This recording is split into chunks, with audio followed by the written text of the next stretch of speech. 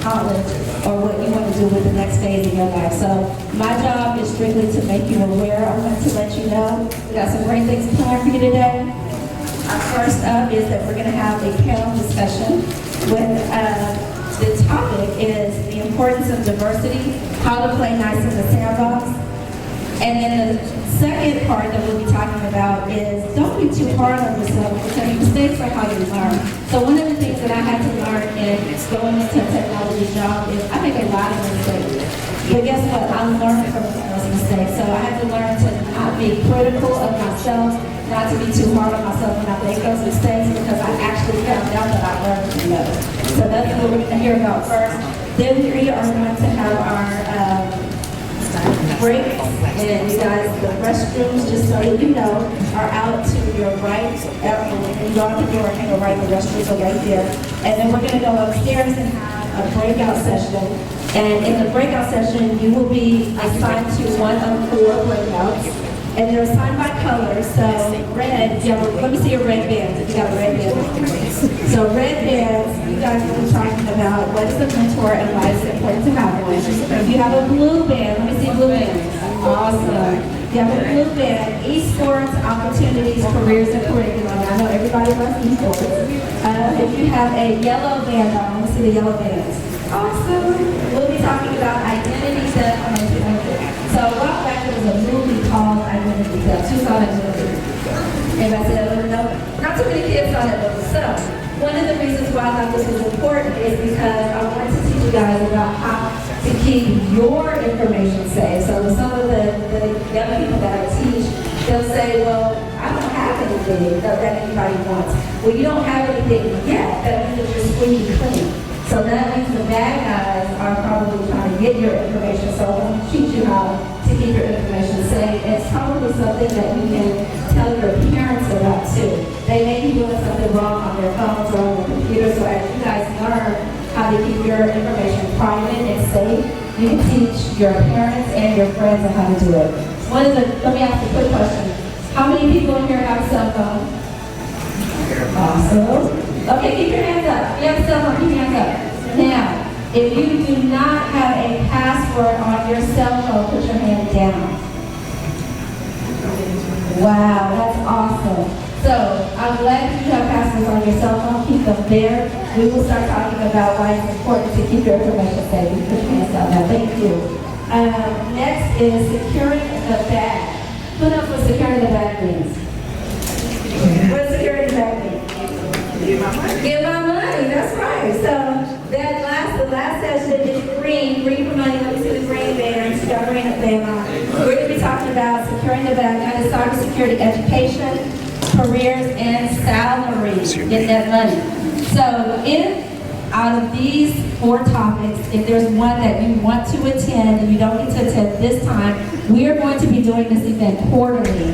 That is every 3 months starting in 2020. So if there's a track, we call them learning tracks. If there's a learning track that you want to go to, the next time we have this, we can put you in we will put you in a different one so you won't be in the same one so that you can learn something different. So I created Cybersecurity Game Changers because I want to create a community. So everybody look around the room.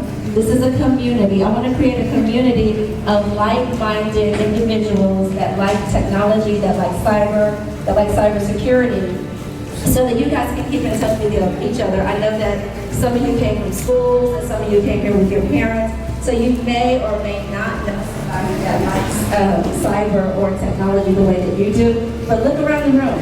So everybody in here is here to learn something about technology. So we are creating a community. I would love to see you guys continue to come out and learn and support us. With that said, guess what? It is time for a drawing. I got some beautiful gifts over there, and I'm ready to give them away. So let me get my stuff. And if you have a bag, and everybody should, look in your bag. You should have a little red ticket with a number on it. Everybody put the tickets together.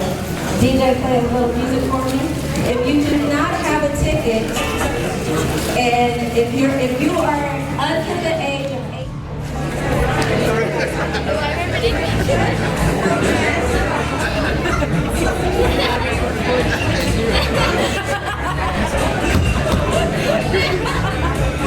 start out young, right way.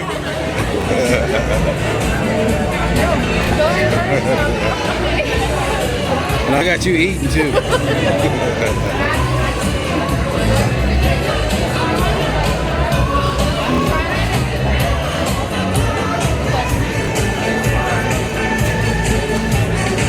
That's beautiful, absolutely beautiful.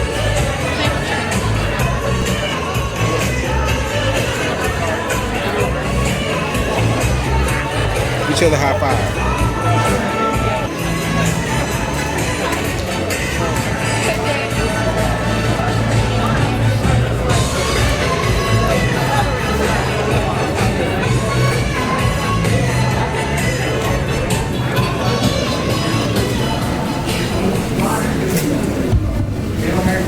All right, does everybody have a ticket? Awesome, awesome, awesome.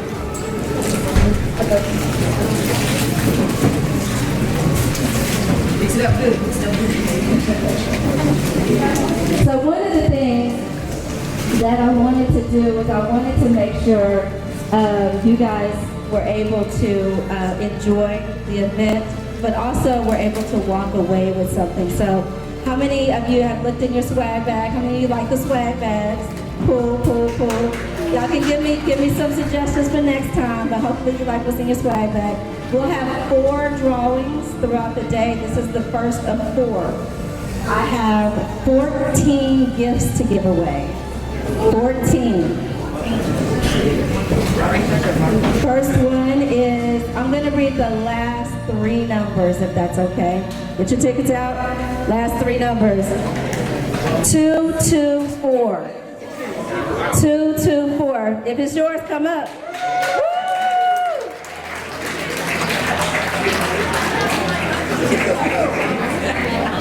Awesome. Now, let me show you guys what this is, because this is one of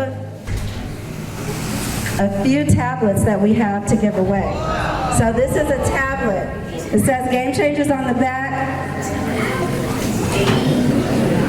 And it is a 7-inch tablet with Game Changers on the back. So thank you, sir, for coming out.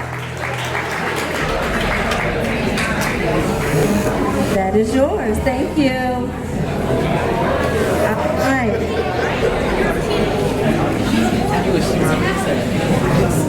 Okay, next one is 132. 132. 132. Going what? 209. Oh my gosh, all right. Next one is 107. 107. I don't know, Miss Claire. I think you need to dig deeper or something. Let's see. 1872. 092. Put it in front of you like this.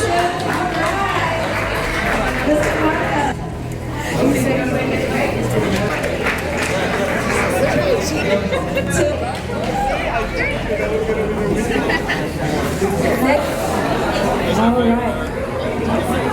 What more card? 076. 084.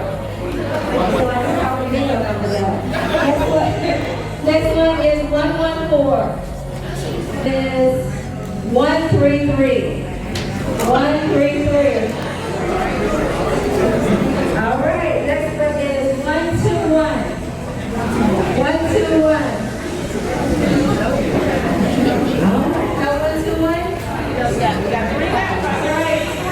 Next one is 086. 086. All right, now is that. Next one is 255.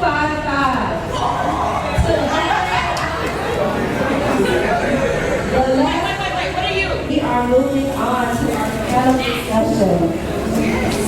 We have the importance of diversity and don't get too hard on yourself.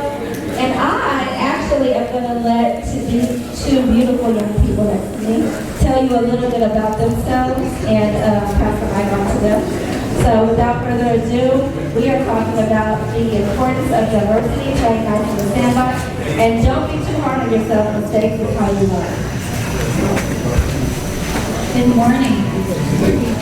I'm going to stand over a minute because I'm short. So I'm going to get on that light.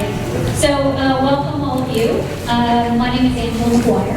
I've been in the technology space over 20 years. Not all of that has been in cyber. I've done various things from project management, cyber, vendor management, development, all those different areas. I actually was a later graduate. I graduated from UTD in 2016 with my bachelor's in information technology. I'm actually doing my master's here at UTD as well, and this is my last semester. Yay, I'm so excited. And right now, I've been in corporate America for most of my career, and I recently took a choice to go to a smaller company, only about a couple of hundred people. And one of the areas that I'm heading up, I'm a managing partner there, is our cybersecurity there. Good morning, everyone. So my name is J.R. Bond. So I've been in the technology space, I would say a little over 20 years as well. As an undergraduate, I was studying computer science. Came out of, as an undergraduate, when I graduated from college, I came out and did programming. I realized programming, kind of sitting in my desk, didn't really work with my personality. So I kind of plugged my education, went to SMU, got Oracle, 11i, Unix, 10i. Those were the versions back then. And now I'm currently VP for JP Morgan, leading the digital space. So as you guys are aware, digital never closes, 24/7 shop. So anytime you use an app on your phone, the doors are open. So basically what I do now, I'm done with things like hygiene and risk control.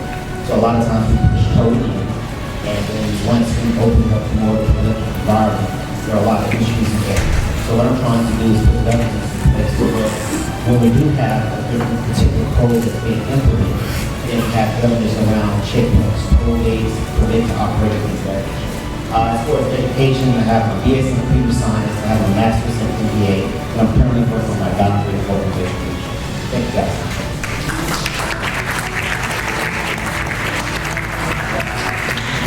Okay, when Angel asked us to come and do this, my request was for it not to be boring. So I wanted to make it interactive. Some of you are already caught on. If you have a cell phone, if you have a laptop, if you have a tablet, of course if you have a tablet or a laptop, you need to connect to the Wi-Fi. But we want you to go to minty.com and use that code at the very top of the screen. If you go to menti.com and use that code at the very top of the screen, 35068, we want you to vote on what percentage of the technology senior executive workforce is white male. So what does that mean by senior executive? So that's what we like to call your C-suite. Your Chief Information Security Officer, your Chief Information Officer, your Chief Marketing Officer, the C-suite in technology. What do you guys think?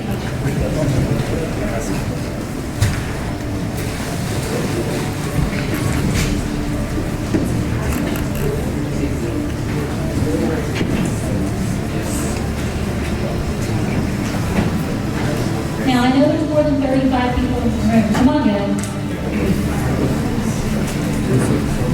Now, of course, if you didn't bring your technology device with you, feel free to share with a friend, and you guys can talk about it together.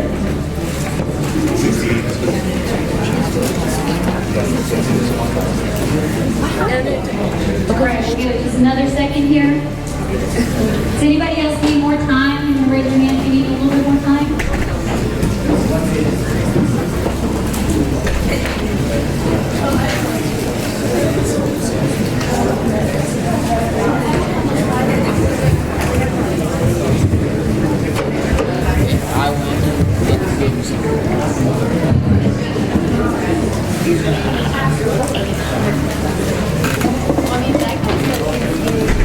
All right. Y'all ready? Drum roll.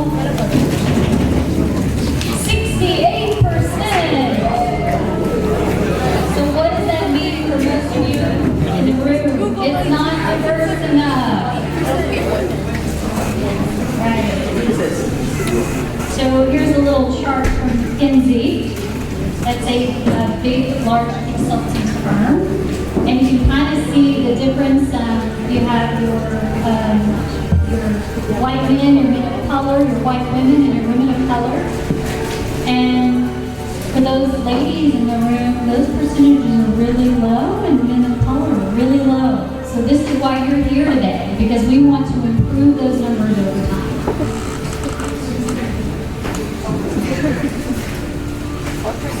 All right, next question. Diverse teams outperform non-diverse teams by what percentage? So what amount do you think that people who are made up of a diverse team are outperforming those who are not, that are all alike?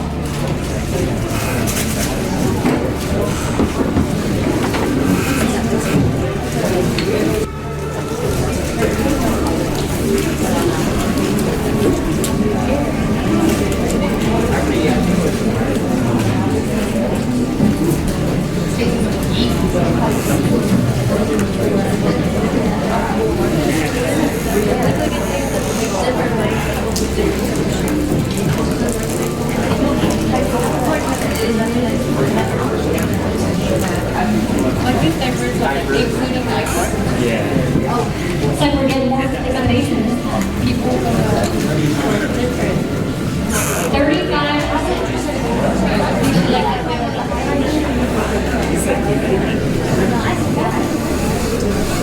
So, successful teams actually have three things in common. They give one another roughly equal time to talk. So that means diverse teams are willing to kind of listen more to each other. They're actually sensitive towards each other. They really want to learn about the other person's culture and understand what's going on, and not assuming that they know everything about that individual. And diverse teams actually have more women. There's a lot of studies that have been done about this, and obviously men and women are very different, and the way that they approach problems is different in most cases. And having those different perspectives on the team is very, very important. Right, what percentage of people experience conflict at work?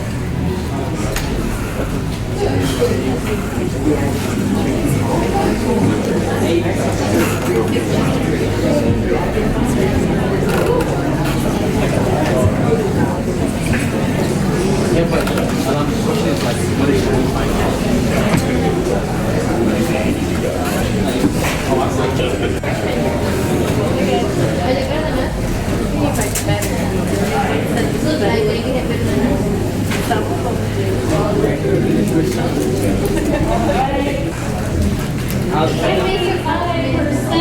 So what does that mean? There's a lot of conflict in the world.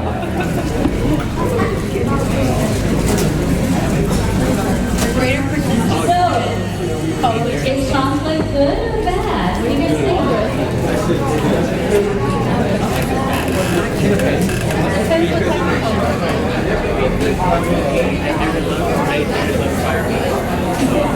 Conflict is good if it pushes you to change something.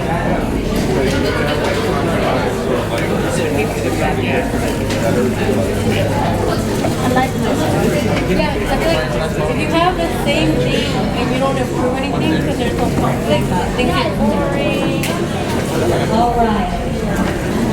So for those of you that said good, you're correct. But let me caveat that a little bit. For your opinion, That conflict is good when it is healthy conflict.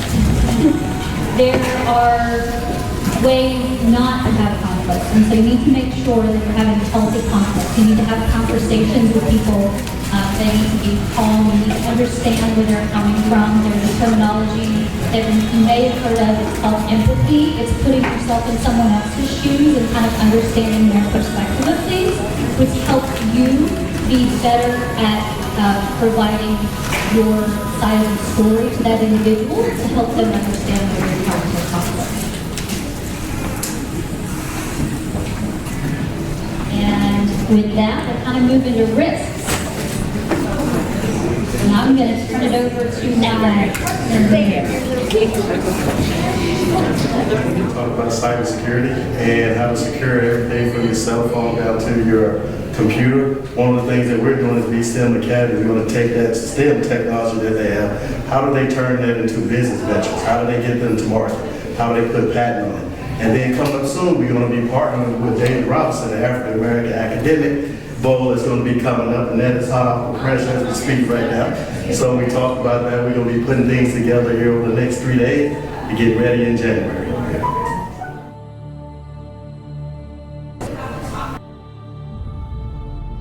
Hello, I'm David Robinson. I'm Assistant Director for Community. And I'm also nominated or recognized as a NextGen mentor. I oversee the African American Male Academic Bowl that's hosted here at UT Dallas, as well as a number of different STEM programs and other things to assist the community, especially people. The Academic Bowl is a academic competition for boys 6th through 8th grade. It's a 3-part competition. There's a math counts portion, there's an engineering design portion, as well as a quiz bowl portion. So teams of boys from across the state actually come here to compete against each other, a match of wits for that day. It's always the last Saturday in January because that leads right into Super Bowl season. So that's what we call it, the Aiming for the Stars Academic Bowl. This will be the 11th year. We have a website, it's aamab.org for short, or aimingforthestars.org. So, yeah, only a couple I had to pick. We just actually had a few testimonials from those that started when they were in the 4th grade, because back when we started, it was for elementary and middle school young men. So this past year, we had some of the young men that actually are now graduating seniors give testimonials speaking to how the Academic Bowl helped them to meet peers that they've actually stayed with throughout school, and some of them have become roommates in college, but all of them continue to stay in touch no matter what, and they're all graduating this year, so I'll be able to get to go to a couple of those graduations. These kids are everywhere from Prairie View to the Naval Academy to Howard, all over the country. Oh, it's great. It comes off with a vision. I didn't come off with anything, any type of a budget. It was an idea that I posed to my director at the time, and he was like, "That's great." And so I asked him, "Well, how much funding can I receive?" And he just said, "That's great." So there was nothing else that I was in. So to see that it has grown, and the communities, Senator West, AT&T, other companies like McDonald's have been a part of it, and now B-STEM Academy is going to be a part of it. So it's really grown to be something that the state and our community can really be proud of. Expansion. I don't want it to just be something that is just Dallas-based.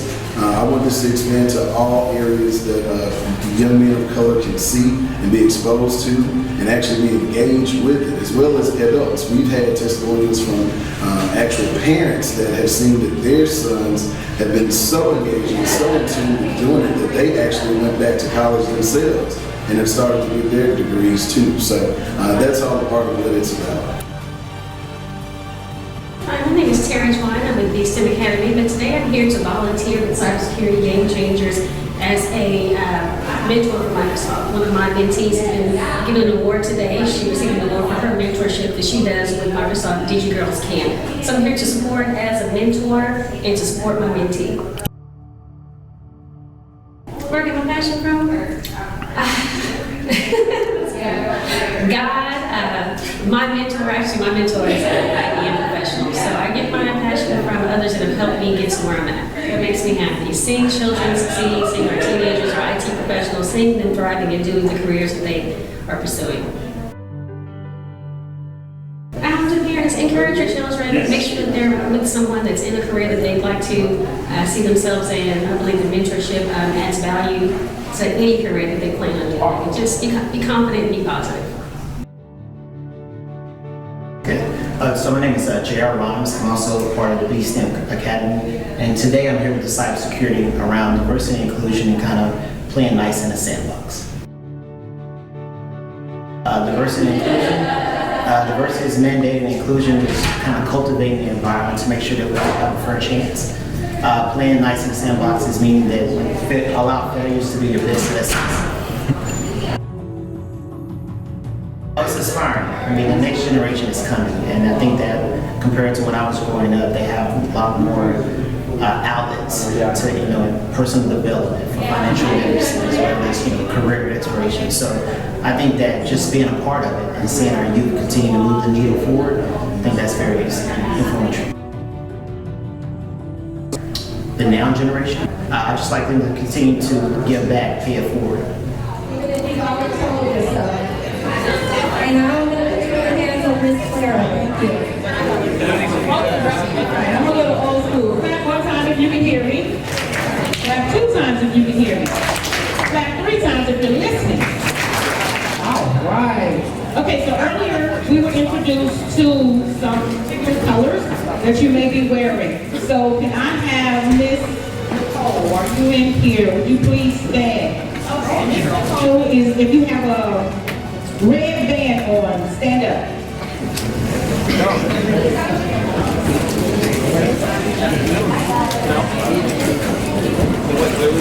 Miss Nicole, raise your hand. This young lady with if you have a red band, if your name is Chad and Miss Cherie, I cannot pronounce your baby's name right. What's your baby's name? No, the other one. Nope, wrong. Taja, sorry, I'm giving her to the wrong baby. Yeah. Maybe plan it better. I wish I had more, but. So what is it I'm looking at, guys? Backpack donations. Okay. We are Transcend STEM education. We provide certifications in IT, technology. You guys listening to this? Yeah. I'm just having fun. In science, technology, engineering, and math, pre-K through 12. And today we are here partnering with Angel with cybersecurity game changer. Okay, and so we are just giving away some freebies. okay, so what is it? What is that you would want the parents to know that may be watching? That certifications will get their kids jobs that will pay them way higher than a living wage in less than 6 months. Okay. When they take those certifications, so when they sign up, they can take those certifications. And for those who may not be here and they wanted to sign up, how do they? www.transcendstem.org. Okay, and TRANSCENO CEND. Okay. EM.org. Okay, and tell us your name, sir. Okay. So this is a family. You got your little family involved up in this. Yes, but they are all Empowering the youth by the youth. all volunteer. Alvin, Paulo, Rolo. Alright,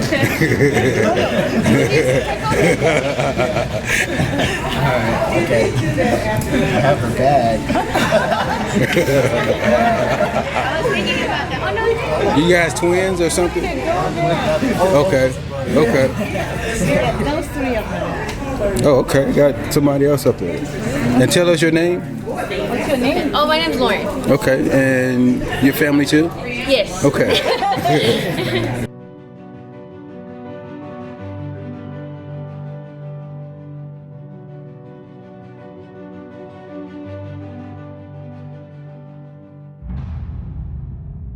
Empowering the youth by the youth. All right. There we go. About you. So, the information that you're putting into these apps, into these websites, and things like that, that is information that companies are getting on you, or people like me scrape this data and we market things to you. So let's just say you're a person, you feel like you got a little swag, you know what I'm saying? You feel like that you can market things to people, you feel like that you got that eye. You can actually use data and technology to push whatever, business or whatever idea, whatever thing that you have to fruition. So,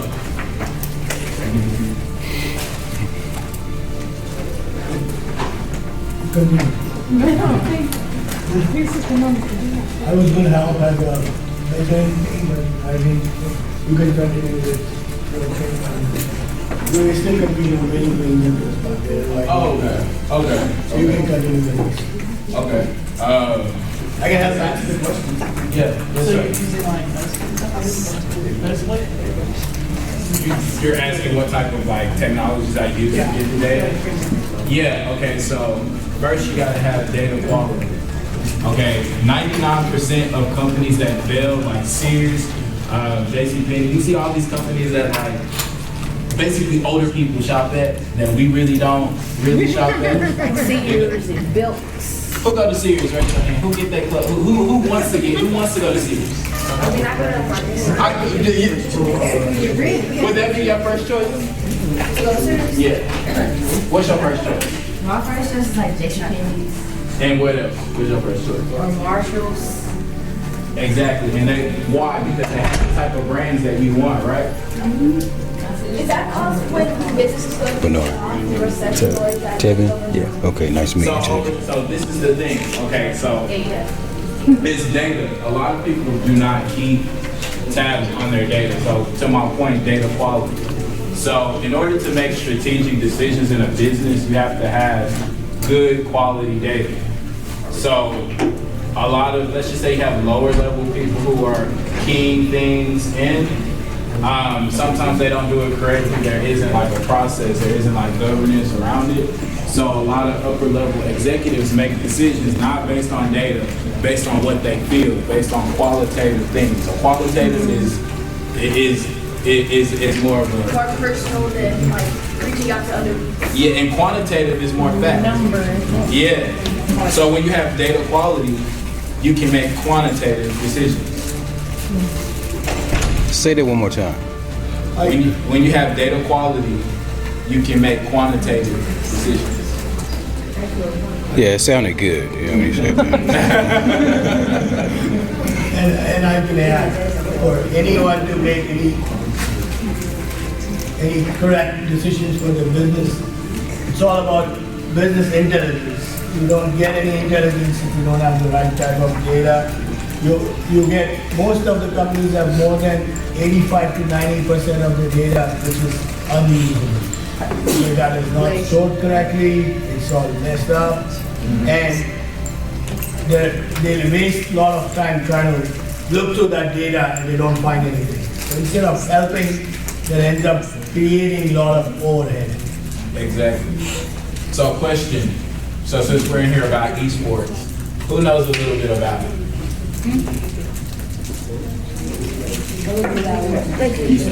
Who knows about the NBA draft that happened a couple of months ago? You know about it? You want to talk to the class a little bit about it? I don't want to say anything. One of my companies all the meetings are helping Can't hear. Can't hear. Oh, okay. It's just releasing the new games and all the new games that are coming out for the next year. So it's an annual event, it happens every year. And they just showcase the games. So it's like the NBA 2K20? Yes. So there are actually people who get paid for a living to play NBA 2K. And they get signed to like the Hawks or whatever team, they get signed and they actually play. So I have a good friend of mine, he's graduating law school and he's actually trying to be a sports agent representing e-players. So it's a player that he knew he grew up with, and this guy just signed with the Hawks, the E-Hawks. He just signed with the E-Hawks and he's getting paid. He's got it right now. Right here, yep. He's getting got paid. it right now. The bounty is $1.4 million. That's epic. That's epic. I would like to apologize. We started the actual, like, when we got here, when we got in another room, we just went straight running with the individuals in that room. So this is dope, right? And then also, I have to introduce myself. I am Danny Martin. I am the founder and executive director. I like to say executive director because I just don't like to say CEO. I'm just trying to be different. But what now? People are like, that's a 501. That's another entity that typically utilizes that title. But I like to just be different. I created a company by the name of Geekleaks. And to give you a summation of what Geekleaks is, it's an esports organization that focuses in on the development of players from the amateur level all the way up to the professional level. while at the same time coupling that with a technological platform that allows individuals to host their own tournaments. And then I'll break it back down to how we even got to that point. I grew up in the southern sector of Dallas. How many of you guys are familiar with Oak Cliff, DeSoto, Lancaster? Well, that was my stomping ground. I went to many schools in this area, particularly trying to follow the best team from a sports perspective, or just happened to be that person that I just didn't take, I wouldn't say any crap, but just if somebody bothers me, I did not have a perspective of retaining. I would just lash out, and I would get in trouble, and my mother would be like, no, we're gonna take you somewhere else. And I'd be like, man, I gotta find some new students, gotta find some more friends, like, can't keep doing this. But what I learned is by going to different places, it helped me be able to interact with everybody. You know, it's not one person I just like to be around, I can be able to engage with a lot of individuals. So that was one of the cool things that happened out of that. So when it would come time to go to college, my mother was like, all right, don't go to college with all your friends who are gonna be there. Go to a college where you're by yourself and you can be forced to interact with new people. And when you go to college, you're gonna go to a college and there's gonna be people, well for me per se, I went to University of Texas San Antonio. So when I went to University of Texas San Antonio running track, there were so many different individuals from so many different walks of life. And that helped me be able to talk to someone and understand their whole story and be like, man, I may have been privileged or I may have not been as privileged. And that gave me that perspective of everybody has a different walk of life. And that's okay, right? Is that okay for everybody? Yes. Everybody has a different walk of life, right? And you should be able to respect the individual even if they have a different walk of life with you, right? Where everybody agree to that, right? I just wanted yes for that, just so I can feel like when I leave here, I help the world be a better place, right? That's that was my hope with that question. But we gotta go in the real world. so that's the dynamic of it. For that, by being in college, started learning so many new, unique individuals. And by growing up in the southern sector, you're forced to be resourceful because you don't necessarily have the most stuff. And you recognize that pretty early on. Like, I don't have the most stuff. If I need to ask my mom for some school money, some $2.50, she may not have it at that time. So I have to figure out ways to be able to get some food or whatever it may need to be. If I need to go for a field trip or whatever, I just needed to figure out. And those times I feel like, man, this sucks, you know, like, this sucks. But I recognize that when you're resourceful, you can make things out of nothing. And that's a task, that's a skill set within your own self that you can find to say, hey, this actually separates me from a lot of individuals, so that I can take something from nothing and build something of magnitude. And that's how I look at Geekly's, right? I look at Geekly saying, man, we had an idea that came from college, and in that sense, I was looking for opportunities to be able to build something. I was going to school for entrepreneurship. I just knew I loved entrepreneurship because that's what I did while I was in high school. I found ways to be able to sell candy, sell CDs, sell sound systems, whatever it needed to be. I was just like, oh man, I can create this and I can sell it. How many of you guys sell something right now? What do you sell? T-shirts, awesome. Games, awesome. Awesome. Music, awesome. Chocolate bars and blankets. Chocolate bars and blankets, that's awesome. Anybody else? Yes.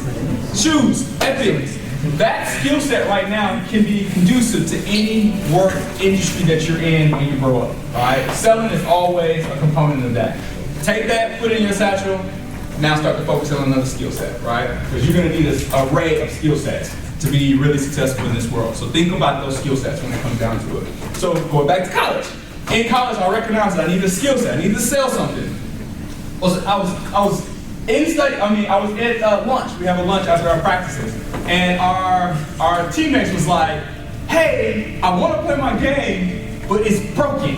And in my mind, I was just like, "Oh man, it sucks." Okay. And they was like, we know somebody that can fix it. They're 40 minutes away. They looked at it as like a pain point. Like 40 minutes away, we gotta get off campus, we're students, we gotta get off campus, we gotta take our console all the way, it's 40 minutes away to get fixed. So I looked at it as an opportunity to say, okay, that's a pain point. That's an opportunity. When you're in entrepreneurship, you have to automatically think about opportunity. If you're selling something like, what's a pain point, how can I fix it? That's the #1 rule in entrepreneurship. And at that instance, I was like, okay, if this person is actually going through this, I wonder how many other people in college are going through this from our university. So I started providing surveys. I started literally asking individuals, how's your console? Is it working? And I recognized after the finding study, at that moment, Xbox and Sony were competing heavily. And Xbox actually produced the Xbox and pushed it out to the market much faster than Sony to be able to outbeat Sony. In this instance, they experienced a lot of defects in the systems, and they called that red rings of death. Anybody familiar with red rings of death? Yeah. Okay, perfect. That's dope. At that moment, I recognized that this is a huge problem that was occurring. So I knew that if I wanted to go sell, I would go to dorm rooms, knock, are you guys experiencing red rings of death? Instead of saying, do your system broke? I'd be like, red rings of death, and they'll know exactly what that is. And I was able to take individuals' consoles, take them to the individual who's 40 minutes away, sit there while he's fixing them and learn. How many of you guys have mentors? Mentors, would you agree that mentors is good? Yes. Right? Everybody should need a mentor, right? Would you agree to that? Yes. Awesome. So in this instance, I recognize mentorship. This is my mentor. His name was Huve. He was an individual who loved technology and loved hardware. So when I go into this building, he would have resistors, capacitors, motherboards placed all over the place. He would do a reflow system, and that was, and I'm kind of breaking down. In order to fix a red rings of death, it's basically the processor on the motherboard. The solder on the bottom of it has melted, and it slid the processor off the motherboard. And at that moment, in order to fix a red rings of death, you have to melt it back. You have to melt the solder, and then you got to slide the processor back on to where it can hit its contact points. So therefore, the actual Xbox can work, right? You let it cool and it works from that perspective. So that was my first introduction to really see that process. And that really got me to the point where like, whoa, this is really cool. Like, this is really, really awesome to be able to see. So every day I will go on campus, I'll have a threshold of saying, I need to find 10 individuals that understands that has this problem, red rings of death.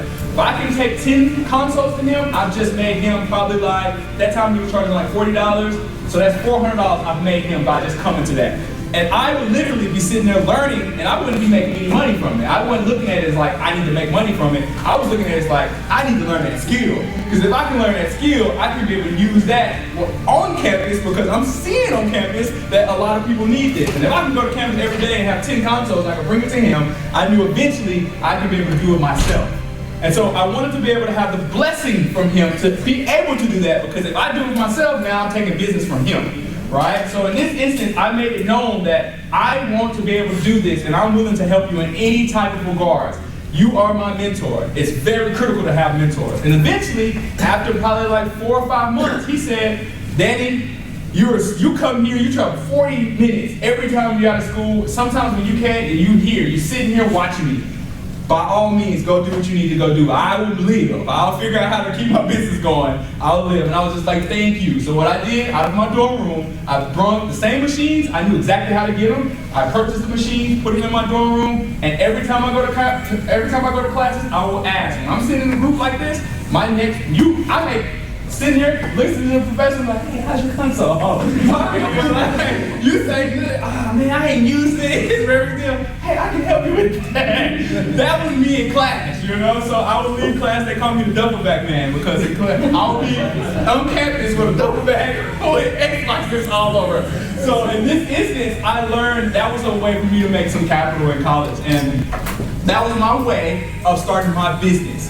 Now, what I learned, is that when you take someone's console, you can get data from that, right? You can see what they played, how long they played it, what game, how they looked when they gave it to you, and all of those components, I compiled those, and I was like, oh snap, I can host tournaments from this now. So if I wanted to do a Madden tournament, I knew exactly who to go to for Madden. If I wanted to do a FIFA tournament, I knew exactly who to go to for FIFA.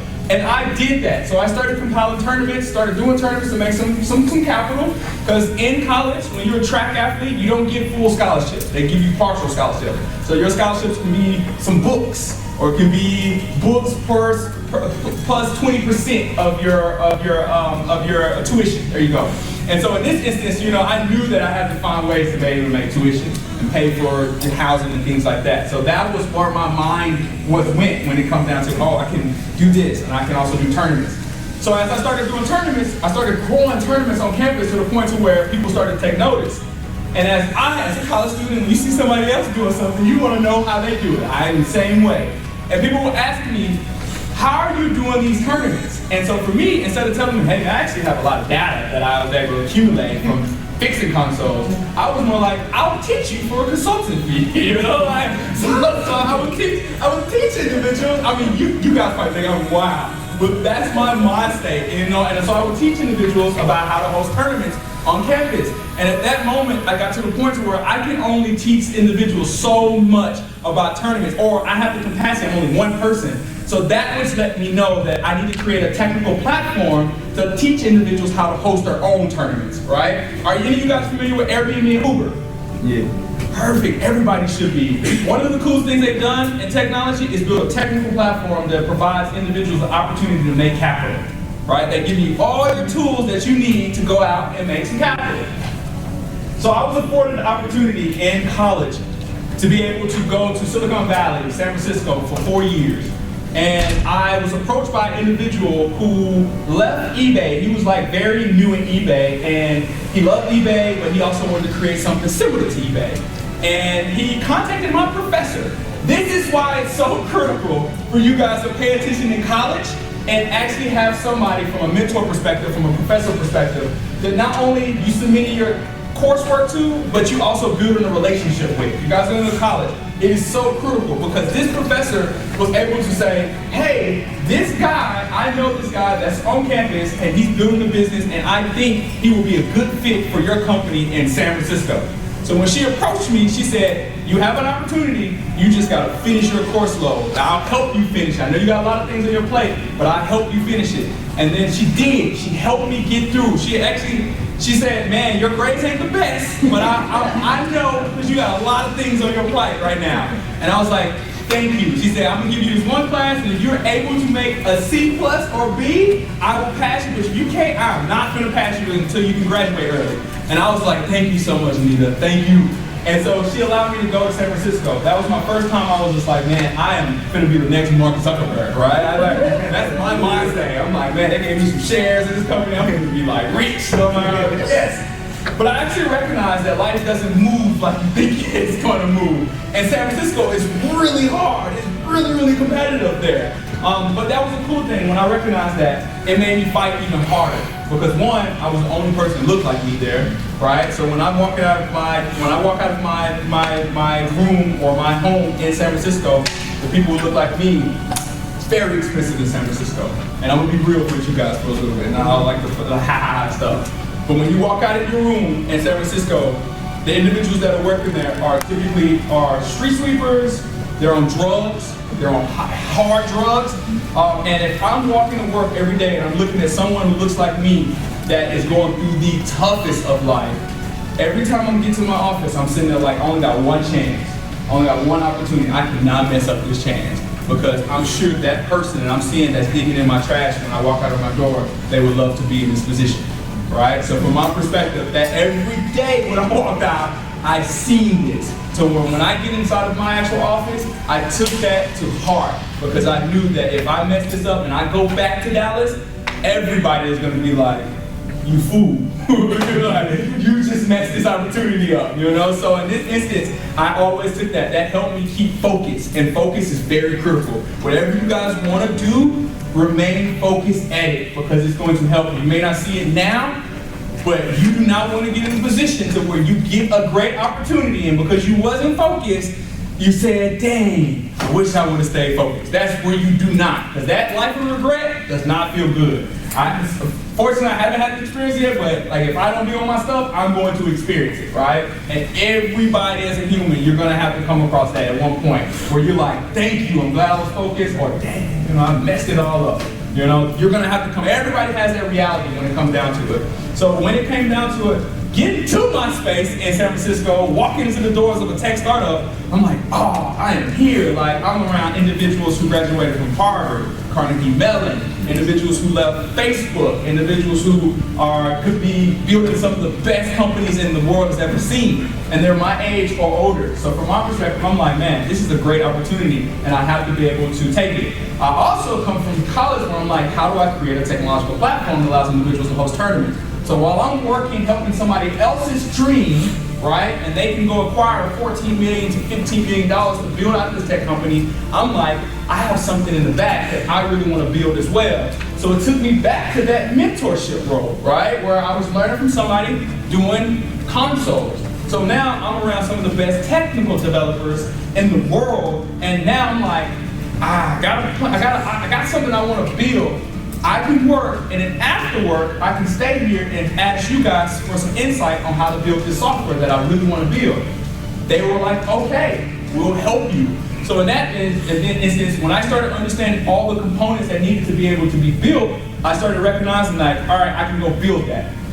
I came back to Dallas, started building out the technical platform, and we started to recognize, created an MVP, and we knew that individuals like to be able to host tournaments. From that perspective, we were able to build a company, and now we were able to build a 15,000 square foot space in DeSoto that's geared towards individuals hosting their own tournament, but most importantly, allow individuals to be able to become professional gamers, as we see one right here, and then also for individuals who are not professional gamers, they can be able to have the skill sets to be able to support the actual professional gamers. When you see Brent, he needs someone to be able to do camera footage on him. He needs someone to do graphics for him. He just reached out to me and said, hey, do you know anybody that can be able to do what you asked me? It was the overlays. How many of you guys are familiar with overlays? For Twitch and things like that, right?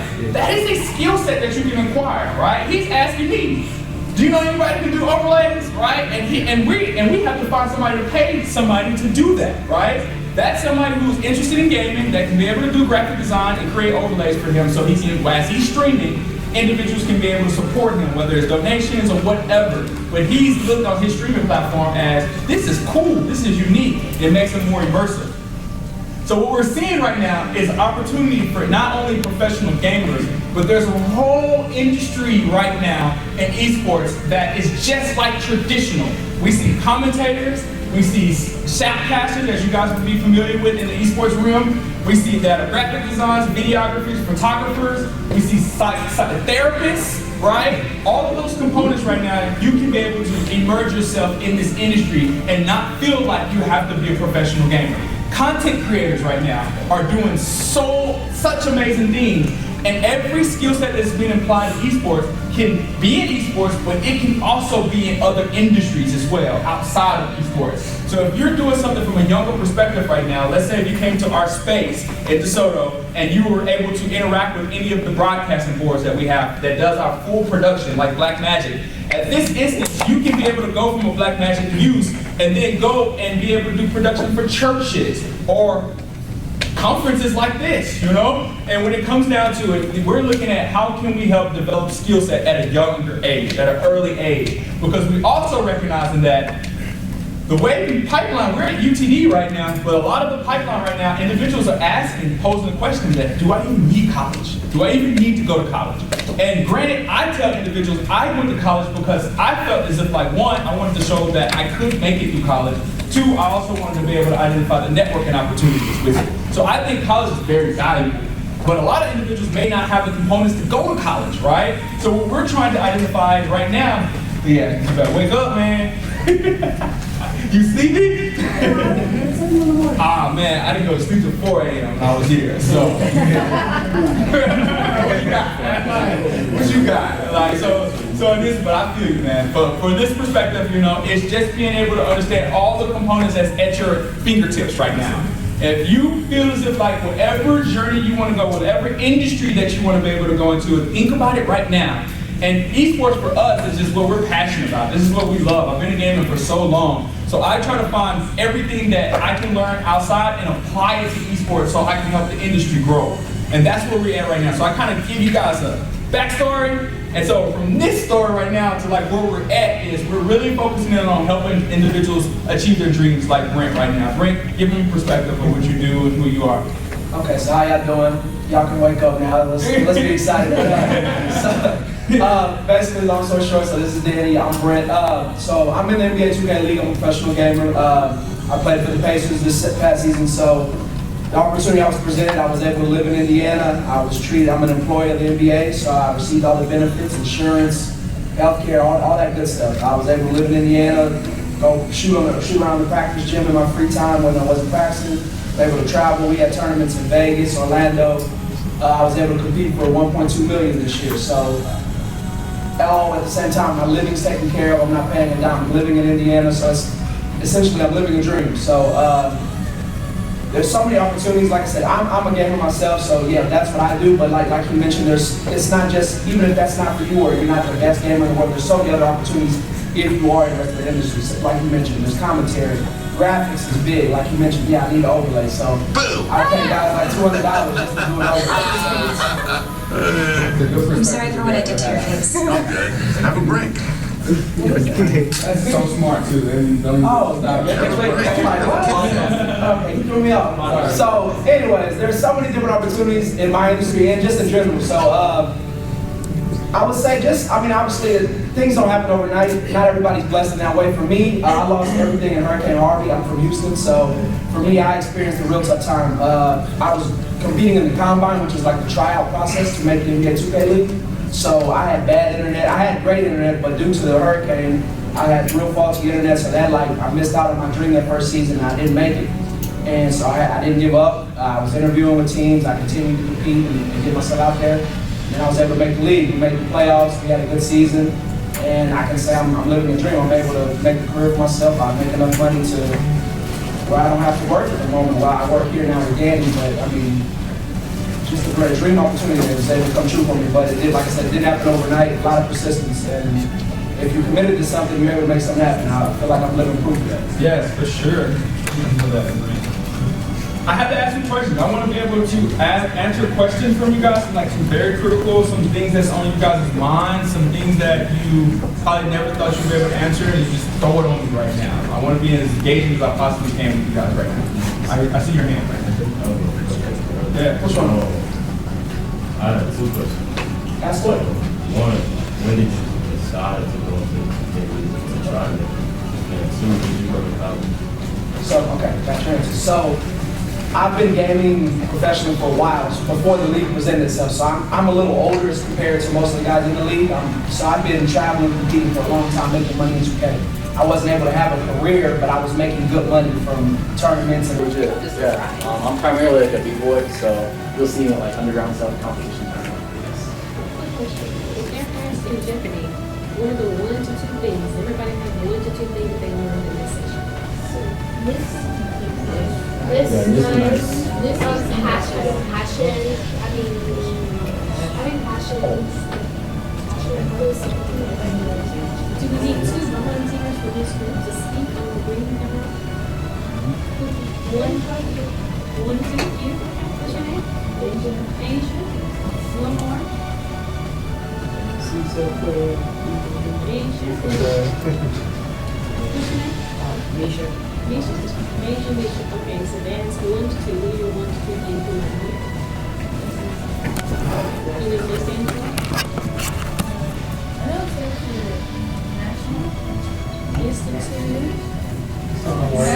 Institute. Standards and technology. What's next thing? National Institute Cyber education. Cyber education, right. What's your second one? We also learned about accountability is very important if you want to get a job in cybersecurity. All right, we got it. So Asia, what's your name? Misha. All right, Asia. Y'all still don't have to bring it. Also, like character is important. Okay. And like your passion and your like work ethic. I'll put that on the side for that. Okay, what's your name? Karen. Thank you. All right, so I think we're ready to go.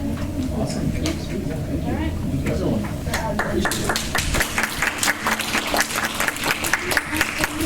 Presentation. Thank you so much. I really appreciate it. Hope y'all learned something. Remember, people, ethics is everything. Don't chase the paycheck just because it looks good. What's in the loss?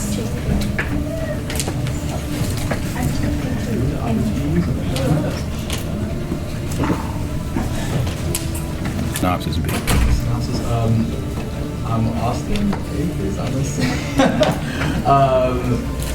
That's a good question. Can you give me like a good example or whatnot? I'm a developer who is really community focused. I think hands down, in order for me to be successful in a career in your life and other aspects of your emotional, physical, all these different areas, you need to put not only the focus on your professional life, but also the community around you, because that itself that make a huge difference in that sense. But I'm a community developer in a sense. Okay, and where do you get your passion from? That's a great question. I never really realized that. It really just comes. I guess it sort of comes from the people around me, whether it be from my girlfriend, the queen she is, and how she handles herself. Quinn, aka Queen. Quinn, her name's Quinn. Yes. That's my friend's last name. My mom, my dad, my sister. I think one of the biggest things, something I realized while growing up, is that I saw how a lot of the amazing things and a lot of the struggles that my parents went through that helped develop them to who they are today. And that's what it was, I guess, and even these people that I surround myself with. And that's just sort of just kind of, I don't know, I kind of absorbed that, and yeah, just that. And how were you able to overcome your struggles for those students who may be suffering? A lot of it came from a lot of the support from the individuals around me. Okay. I wouldn't be who I am today if it wasn't for someone like my best friend, especially, my girlfriend, especially my girlfriend. I think that in order for you to be truly successful, in order for you to, in my opinion, is that you need to surround yourself. You need to date, just be a part of, or really just, I guess, filter out a lot of the people who you think really is there for you that actually aren't. Because there's a lot of people that'll give you high fives, that'll shake your hands, but how many of them will actually be there for you when you're truly on your last leg, that are you're struggling or whatnot, whether it be from you sleeping out of your car, things like that. There's very few. So, thank you. Nothing else, right? Tons of stuff. I got 1, 2, 3 cameras on the back of this thing. Yeah, I know, weird, right? I've got a depth sensor for 3D pictures and scanning. I've got this front-facing. I've got 2 cameras front-facing now, because it's got to get 2 different angles of my face to do that fancy facial recognition stuff, right? Otherwise, you just hold my picture up and defeat it. That's not cool, right? The first facial recognition is that easy. All those sensors, microphones, temperature, accelerometer, they know I just did this. If they're listening. They're listening. They're always listening. There you go. And that's what we're going to be talking about. We're talking about these things that we take for granted in our lives. Not just these phones, but all that information. If you were to take all of our phones together right now, run sound through them, run sound through the speakers, high pitch where we can't hear it, listen with all the microphones, you can get a sonar picture of what this room looked like just from our phones. Right. In Batman, that's exactly what it was, if you recall. He found Joker because he used the Panopticon to go find using the sonar features of the phones. That's real. All you have to do is do the programming to make that happen. The Panopticon. I'd also like to tell you where the Panopticon came from. Anybody know where the original Panopticon concept came from? Do you do anything wrong if you know you're being watched? Huh? You're all well. See, now you're always being watched. You're cynic because I'm talking. You're not always being watched. We've all done something. We've all done something we're like, I'll never get caught, and we usually don't, right? But if you were absolutely certain that you were being watched 100% of the time, you were trapped in a Panopticon, you might not behave this way. Yes, 24/7, 365. The Panopticon is a prison. From a criminal justice theorist in the mid-1800s, I believe it was the 1850s. A prison with a guard tower in the middle. An underground tunnel that cannot be seen leading to the guard tower. Going up into the guard tower. With windows you cannot see into. The cells are in a circle around the guard tower. And every single cell has no bars, no windows, no doors, and no privacy. That's a Panopticon. Because at every single step, at every single time of the day, you have to assume somebody is up in that tower watching you. They may or they may not be, but they never can do what you actually want to do. In this case, it's good for the prisoners. But for the rest of us, if we were trapped in a Panopticon, not able to do anything because somebody's watching you, that's not the best way to live, right? We live there today, Facebook already knows that we all know each other. Those of you who have Facebook, I know I'm old, so I do, and many of you don't. But all those other social media services that you use, Instagram, Snapchat, Tik, whatever, I don't know any more of it, I'm sorry. You know more than I do in this section. But what they know is they know all of you. They know we've met. For the professionals in the room, we talked about LinkedIn already, where she got my profile. For the professionals in the room, don't be surprised if they say, hey, we'd like to show you some people you may know in the next week. In Facebook, don't be surprised if you see, hey, we think you might be friends with somebody in the room who you've only met because we're here.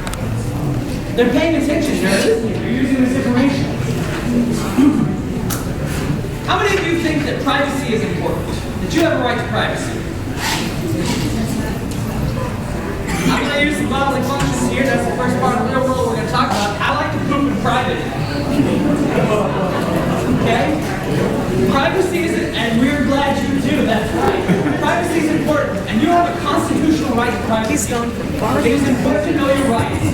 And this page, Supreme Court, 1965, Roswell, not Griswold, think about Griswold Family Vacation to remember it. Roswell v. Connecticut is the case that established and affirmed you have a constitutional right to privacy.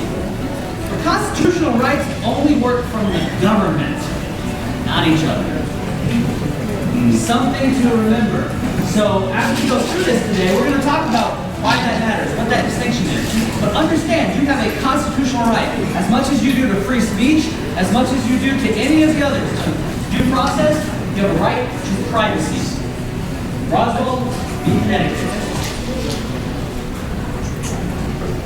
So when you're anonymous online, has anybody ever done a debate team or anything like that, or just enjoys debate? Awesome. I was the captain of my high school debate team, which is probably not surprising already. I was the captain of my debate team, and we did an exercise in debate.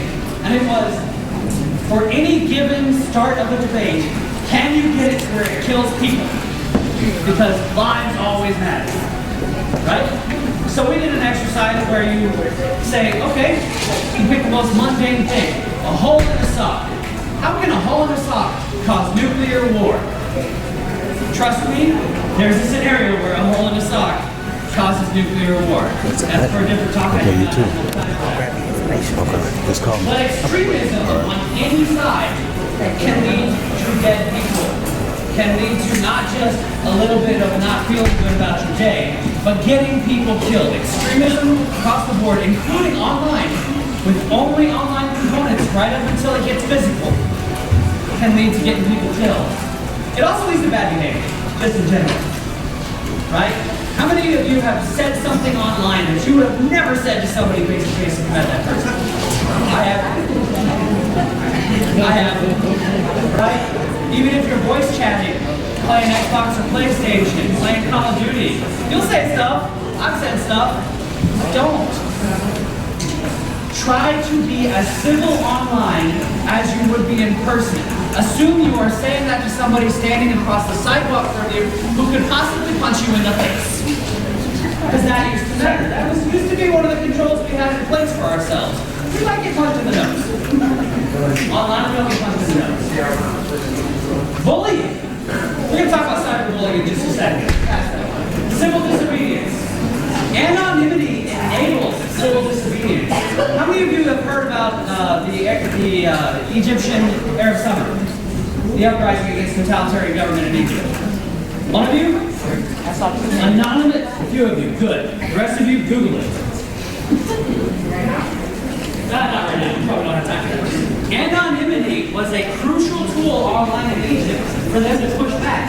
Just as right now, anonymity is a crucial tool in Hong Kong for those protesters who are only after freedom. And that's a little political. If there's anybody who wants to find me afterwards, I'll be outside. They are after their freedom. This is why I'm here. It's me, by the way, not the state. This is me. It also enables bad things like hate speech. People say horrible things, whether they mean them or not. Hateful things when they think nobody knows who they are. It's not okay. There are no consequences when everything's anonymous. Except that there are. It's just, you feel like there's no consequences. There are. Anybody know this girl? Ever heard of this girl? Come here, you're nodding. By the way, we're going to talk about some real stuff today. In a world where anonymity is completely enabled online, and there's no accountability whatsoever, it enables people to be their worst selves. And in the case of Megan, she no longer gets to be herself. Because she was bullied to the point that she committed suicide. You can Google this one too. Case study. Please know, I'll interject this right here. Please know, it is always okay and it is always the right time to reach out for help. This little girl suffered in silence. Don't be like that. Don't end up like her. But what happened on the other end, how this happened, while we got the mood down, is some spiteful, bitter, 30-something parent of another girl decided she didn't like Megan. And she created an anonymous online account that she used to bully Megan. Now, how many of you think you can go toe-to-toe with me in a debate right now? You can't. And you couldn't go toe-to-toe with anybody who is a fully developed adult on a subject because you're not as up to speed emotionally. I just twist a knife a little, spin you off, you get mad at me, probably throw something at me, run away. I could do that to you. Okay? This lady used that differential in place in life to do that to this girl over and over and over again. That's anonymity in its complete and extreme form. Luckily, afterwards, somebody finally looked, and the woman who did that went to jail because they peeled back that later. Which is why I use this story and not 100 other stories, because the bad guy went to jail this time. This one. I hope you are not familiar with a lot of the dark underbelly of the internet. Some of you undoubtedly are, because you have Google and you're curious. This was an actual case of murder, posted anonymously online by a murderer to an anonymous forum. But that's not the story. The story is, people get so used to saying whatever they want online that they forget when they're saying stupid things as themselves. So these are the comments. These are the things people said that they would have never, ever said to somebody's face in the public-facing comments as themselves on that story. Don't do that. Those are there forever. Those people's stupidity, they are immortalized in my presentation and all over the internet. They will never, ever be able to delete that because I own it, not them. They let it go. You put it on the internet and it's gone. So they've said all those stupid things, stupid people saying stupid stuff. The problem is that we are all capable of, in the moment, in a heat of passion, acting stupid. Because we're human.